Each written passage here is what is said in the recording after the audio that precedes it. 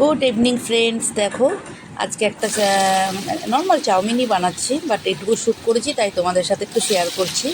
দেখো আমি কড়াইয়ে দিয়েছি রিফাইন্ড অয়েল এবং তার সাথে দিচ্ছি আলু। প্রথমে দিলাম কুচি কুচি আলু, কুচি কুচি করে আলুটাকে ভালো করে একটু ফ্রাই করে নিলাম।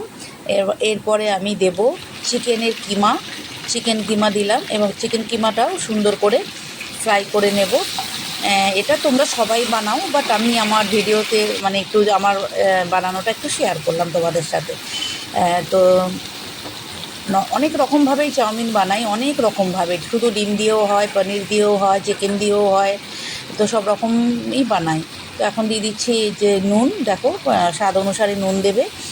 আচ্ছা, এবার চিকেনটা মোটামুটি সেদ্ধ হয়ে এলে, মানে চিকেন কিমাটা সেদ্ধ হয়ে এসছে, তারপরে আমি এখন দিয়ে দেব একটু পেঁয়াজের মশলা, বেশি না অল্প, এই যে ছোটো ছোটো চামচে 2 চামচ পেঁয়াজের মশলা দিয়ে দিচ্ছি।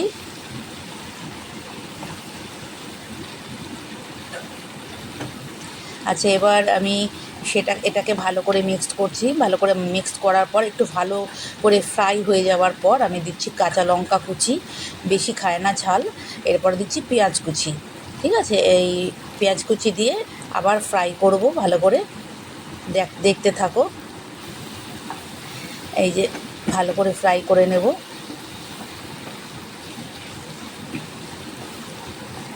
এটা ফ্রাই হয়ে গেলে এরপর আমি দিচ্ছি ক্যাবেজ। এই যে হ্যাঁ, ক্যাবেজ দিচ্ছি।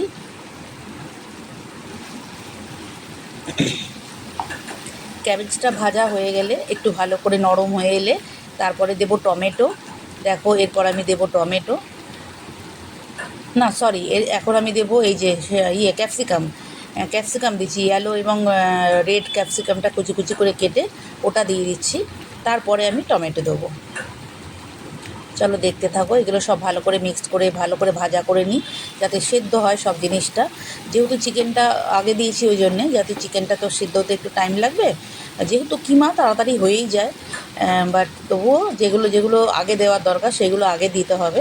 এবং লাস্টে দেবো টমেটোটা, কারণ লাস্টে টমেটোটা দিচ্ছি কারণ ওটা তাড়াতাড়ি গলে যাবে, সেই জন্য একদম সবার লাস্টে দিলাম টমেটো। এরপরে পুরো জিনিসটাকে খুব ভালো করে কষিয়ে নিয়ে,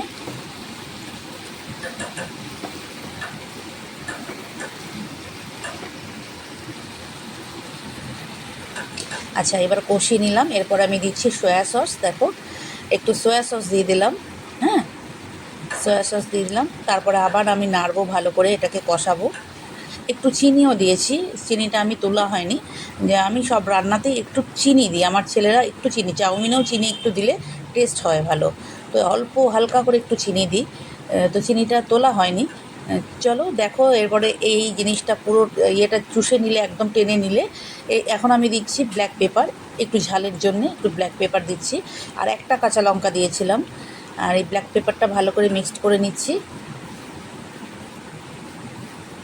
দেখো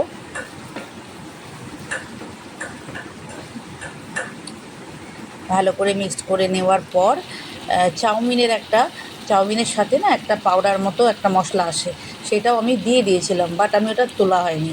এরপরে দিয়েছি টমেটো সস। দেখো টমেটো সস দিয়ে দিলাম, আর এরপরে আমি ওটা দিয়েছিলাম যেটা ওই চাউমিনের প্যাকেটের সাথেই আসে, একটা ছোট প্যাকেটের মধ্যে একটা মশলা, সেটাও আমি দিয়ে দিয়েছিলাম, বাট এটা আমি তোলা হয়নি। তো এরপরে আমি দিয়ে দিলাম, এই দেখো চাউমিনের থেকে সবজি বেশি হয়ে গেছে। তো এবারে এটাকে ভালো করে মিক্সড আপ করবো, আর আমার চাউমিন রেডি। দেখো অলমোস্ট রেডি, দেখতে পাচ্ছ? তো আজকে এটুকুই তোমাদের দেখালাম, একটা বানালাম যেটা, সেটাই শ্যুট করেছিলাম। সেইভাবে ব্লগিং কিছু শ্যুট করা হয়নি, যেহেতু পুজো চলে এসছে, আমার খুব চাপ বেড়ে গেছে। আমি যতটুকু পারছি তোমাদের সাথে শেয়ার করার চেষ্টা করছি, যতটুকু 5 মিনিট 6 মিনিট 7 মিনিট, হ্যাঁ ঠিক আছে। তো হয়ে গেল chicken chow mein, chicken veg chow mein. আজকে ডিম দিইনি, অন্যদিন ডিম দিয়ে বানিয়ে দিই, ডিমও দিই এর মধ্যে, বাট আজকে আর ডিমটা দিইনি। ঠিক আছে, তো দেখো টেস্টি টেস্টি সব কিছু মেটেরিয়ালস পড়লে ভালো হয় খেতে। চলো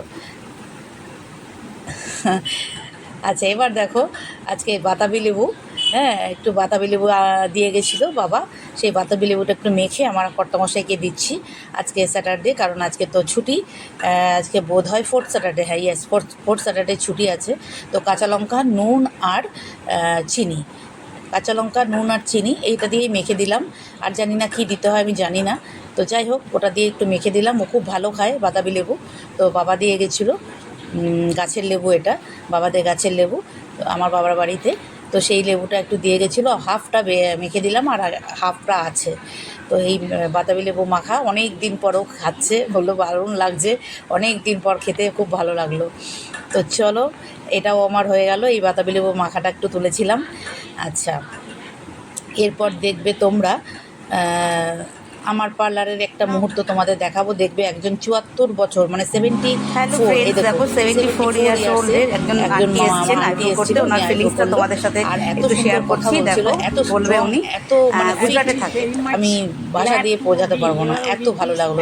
একটা আমাদের জন্য, আমাদের জেনারেশনের জন্য ইন্সপিরেশন, যে বয়সটা কোনো ম্যাটার নয়। 74 ইয়ার্সে উনি এখনও নিজে নিজে চলাফেরা করে সমস্ত কিছু। গুজরাটে